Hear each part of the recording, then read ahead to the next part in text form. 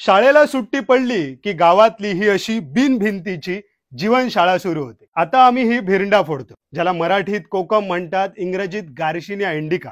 याचं traditional processing आज आपण समजून घेतोय। जंगलात जाऊन आम्ही कोकमाची ताजी फळं गोळा केली, ती घरी आणून धुतली आणि आता ती आम्ही फोडतोय। कोकमाची फळं फोडल्यानंतर आतमध्ये तुम्हाला बिया आणि अगदी लाल भडक असा रस मिळतो। तो रस आणि बिया आपण एका टोपलीमध्ये वेगळा काढून घेतला। तो रस खाली पाझरतो आहे, तो एका भांड्यात जमा केला।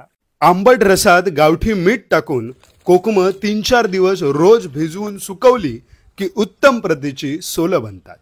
Solkadhi, fish curry, fish fry असो किंवा कुळताची पिठी आणि अळू, कोकणी जेवणाला ऑथेंटिक टेस्ट, फ्लेवर आणि नॅचरल कलर देणारी ही कोकम।